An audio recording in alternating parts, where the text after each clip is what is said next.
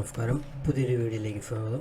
ഇന്നത്തെ വീഡിയോയിൽ ഞാൻ നിങ്ങളെ പരിചയപ്പെടുത്താൻ പോകുന്നത് നമുക്ക് ഇലക്ഷൻ്റെ ഡ്യൂട്ടി എല്ലാം കിട്ടിയിട്ടുണ്ടായിരിക്കും.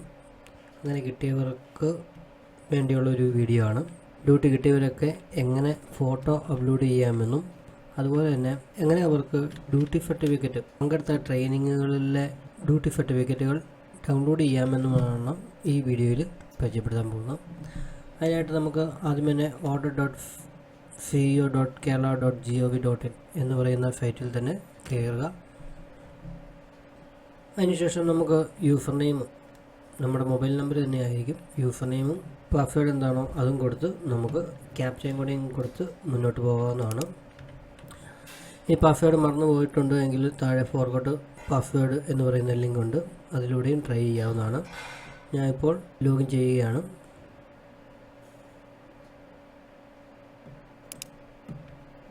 ഓക്കെ, ഇപ്പോൾ നമുക്ക് ലഭിച്ചിരിക്കുന്ന ഇതാണ് നമ്മുടെ ഇൻ്റർഫേസ്. ഇതിനകത്ത് 3 പ്രധാനപ്പെട്ട ലിങ്കുകളാണുള്ളത്: റിപ്പോർട്ട്, ഡേറ്റ അപ്ഡേഷൻ, സർട്ടിഫിക്കറ്റ്. ഇതിനകത്ത് നമുക്ക് റിപ്പോർട്ട് എടുക്കുകയാണെങ്കിൽ നമുക്ക് ട്രെയിനിങ്ങിൻ്റെ ഓർഡർ നമുക്ക് ഡൗൺലോഡ് ചെയ്യാവുന്നതാണ്. ഫസ്റ്റ് ട്രെയിനിങ്, സെക്കൻഡ് ട്രെയിനിങ്, അതുപോലെ തന്നെ തേർഡ് ഓർഡർ, ഇങ്ങനെ 3 ഓർഡർ നമുക്ക് ഡൗൺലോഡ് ചെയ്യാവുന്നതാണ്. ക്യാൻസൽ ആയിട്ടുള്ള ഓർഡറുകൾ ഉണ്ട് എങ്കിൽ നമുക്ക് ഫസ്റ്റ് ക്യാൻസൽ ഓർഡർ എന്ന് പറയുന്ന ഈ ഒരു സെക്ഷനകത്ത് നമുക്ക് അറിയാൻ സാധിക്കുന്നതാണ്. ഇനിയിപ്പോൾ വോട്ടെടുപ്പെല്ലാം കഴിഞ്ഞതിന് ശേഷം കൗണ്ടിങ് സ്റ്റാഫ് റിപ്പോർട്ടുണ്ട്, അതെല്ലാം നമുക്കുണ്ടോ എന്ന് വരും വഴികളിൽ നമുക്ക് ചെക്ക് ചെയ്ത് നോക്കാവുന്നതാണ്. ഇപ്പോൾ ഞാൻ ആദ്യമേ പരിചയപ്പെടുത്തുന്നത് എങ്ങനെ ഫോട്ടോ നമുക്ക് അപ്ലോഡ് ചെയ്യാം എന്നുള്ളതാണ്. അതിനായിട്ട് നമുക്ക് ഡേറ്റ അപ്ഡേഷൻ എന്ന് പറയുന്ന ലിങ്ക് എടുക്കുക. ഇതിനകത്ത് കുറച്ച് ലിങ്കുകൾ നമുക്ക് കാണാൻ സാധിക്കും. നമ്മുടെ view details, EPIC number, bank details, employee photo uploading, enrol LIC action. അപ്പോൾ ഇതെല്ലാം നമ്മൾ ഫില്ല് ചെയ്യേണ്ടതായിട്ടുണ്ട്. അതിനായിട്ട് വ്യൂ ഡീറ്റെയിൽസ് എന്ന് പറയുന്നത് ക്ലിക്ക് ചെയ്യുകയാണെങ്കിൽ നമ്മുടെ ഡീറ്റെയിൽസ് എല്ലാം നമുക്ക് കാണാൻ സാധിക്കുന്നതാണ്. ഓക്കെ, അതുപോലെ തന്നെ നമ്മുടെ എപ്പിക് നമ്പർ, അതായത് നമ്മുടെ വോട്ടേഴ്സ് ID നമ്പർ, അതും ചെക്ക് ചെയ്യുക. ചെക്ക് ചെയ്തതിന് ശേഷം ഓക്കെ ആണെങ്കിൽ സബ്മിറ്റ് കൊടുക്കുക. നമുക്ക് തിരുത്താനുള്ള അവസരവും ഇവിടെ ഉണ്ടായിരിക്കുന്നതാണ്. തിരുത്തി കഴിഞ്ഞാൽ നമുക്ക് എപ്പിക് നമ്പർ അപ്ഡേറ്റ് സക്സസ്ഫുള്ളി എന്ന് പറഞ്ഞ് നമുക്ക് വരുന്നതാണ്.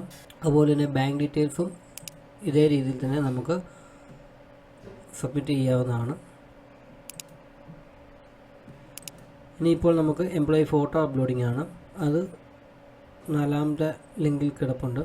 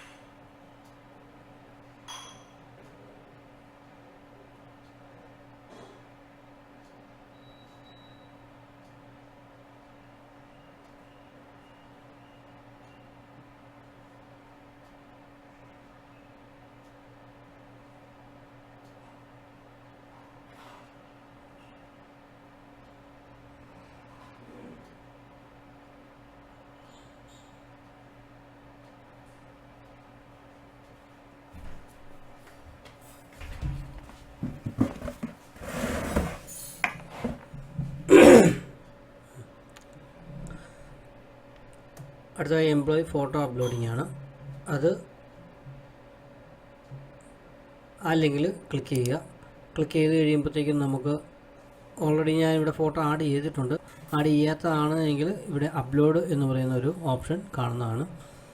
ഇപ്പോൾ ശ്രദ്ധിക്കേണ്ട കാര്യം എന്താണെന്ന് ചോദിച്ചു കഴിഞ്ഞാൽ ആ ഒരു photo JPG or JPEG, PNG ഈ ഒരു ഫോർമാറ്റിൽ ഏതെങ്കിലും ഒരെണ്ണം ആയിരിക്കണം.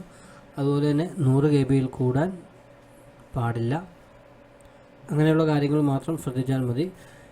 ഇനിയിപ്പോൾ ഫോട്ടോ നമുക്ക് അപ്ലോഡ് ചെയ്യണമെങ്കിൽ ഇവിടെ ചേഞ്ച് എന്ന് പറയുന്ന, ഇവിടെ അപ്ലോഡ് എന്ന് പറയുന്ന ഒരു ലിങ്ക് ഉണ്ട്. ആ അപ്ലോഡ് അല്ലെങ്കിൽ ചേഞ്ച് അതിൽ ക്ലിക്ക് ചെയ്ത് എവിടെയാണോ ഫോട്ടോ കിടക്കുന്നത് ആ ഒരു ഫോട്ടോ സെലക്ട് ചെയ്ത് നമുക്ക് കൊടുക്കാവുന്നതാണ്. ഇനി അതുപോലെ തന്നെ നമുക്ക് ഈ റോൾ LIC അപ്ഡേഷൻ എന്ന് പറയുന്ന ഒരെണ്ണമുണ്ട്. അതായത് നമ്മൾ ഏത് മണ്ഡലത്തിലാണ് നമുക്ക് വോട്ടുള്ളത് ആ ഡീറ്റെയിൽസാണ് നമുക്ക് അവിടെ കൊടുക്കേണ്ടതായിട്ടുള്ളത്. അത് കൃത്യമായിട്ട് തന്നെ നമ്മൾ കൊടുക്കുക. അതിനുശേഷം അതും സബ്മിറ്റ് ചെയ്യുക. ഇത്രയും കാര്യങ്ങളാണ് ഡാറ്റ അപ്ഡേഷനകത്ത് ഉള്ളത്.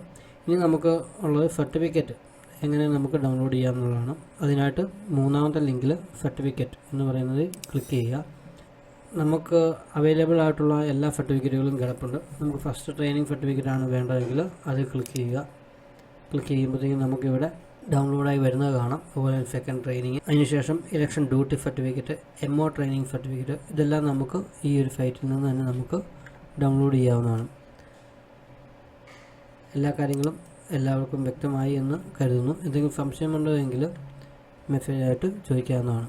Thank you.